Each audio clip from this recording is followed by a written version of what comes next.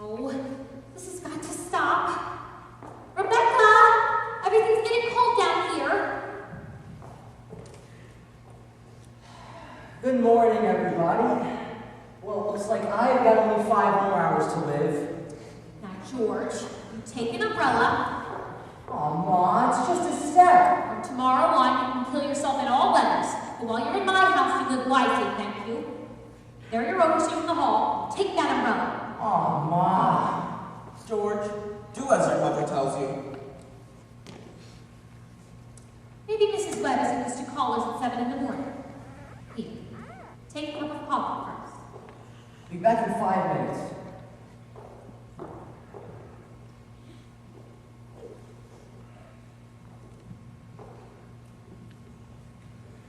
Morning, Mother Webb. Oh, George, you frighten me. Now, you can come in a minute out of the wet, but you know I can't ask you in.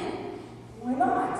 You know as well as I do a groom can't see his bride on his wedding day. Not until he sees her in church. That's just a superstition. Good morning, George. Mr. Webb. You don't believe in that superstition, do you? There is a lot of sense in some superstitions, George. Millions have followed it. You don't want to be the first to fly in the face of custom. Well, how is Emily? She's asleep. Haven't heard a word out of her. Emily is asleep. No wonder. We were up until all hours sewing and packing. I tell you what, you sit down here with Mr. Webb and drink your cup of coffee. I'll go up and make sure she doesn't come down and surprise you. There's some bacon on the stove, but don't be long about it. Well, George, how are you? I'm fine. Mr. Webb, what sense could there be in a superstition like that?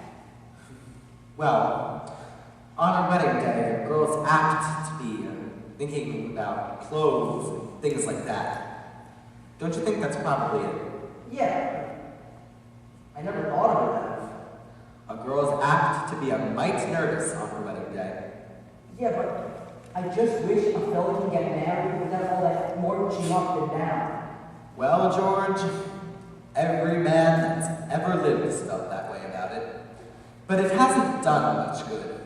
It's the women that have built up weddings, my boy. From now on, they have it pretty much as they like it. All those women standing shoulder to shoulder, tying the knots in a mighty public way. But wait, you believe Tony, Mr. Webb? Oh, yes. Yes, marriage is a wonderful thing, George, a wonderful thing. And don't you forget that. No, sir. Mr. Webb, how old were you when you got married? Well, you see, I've been away to college, and, well, Myrtle probably wasn't much older than Emily is now. Oh, but age hasn't much to do with it, George. Not compared to other things. What were you going to say, Mr. Webb? Oh, I don't know. Was I going to say something?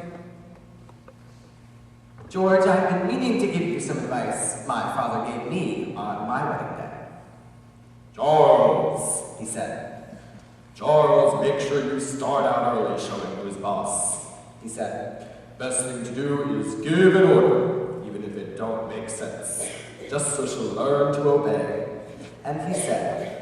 If anything about your wife's conversation irritates you, just get up and leave the house. That'll show who's boss. Oh, and Never let your wife know how much money you have. Mr. Webb, so I took the opposite of my father's advice, and I've been happy ever since. So let that be a lesson to you, George. Never to ask for advice on personal matters. George, are you going to raise chickens on your farm? what? Are you going to raise chickens on your farm? Well, Uncle Luke, he's never been... A book came into my office the other day, George, on the feeler system of raising chickens. I want you to read it. I've been meaning to start on a way of my own. You see, I'm going to put an incubator to sell it. Charles, Then I'm going to... are you on about that old incubator again? I thought you'd be talking about worthwhile things. Well, Myrtle, if you want to give the boys some good advice, I'll just go upstairs and I'll... Sit down. Now, George, I have to send you away so that Emily can come down and eat some breakfast. She told me to tell you she sends you her love, but she doesn't want to lay eyes on you. So, goodbye, George. Myrtle, I guess you really never heard of that old superstition. What are you talking about, Charles? Since the caveman, a groom should never be left in the same room as his father-in-law on the day of the wedding, or near it. Now, don't forget that!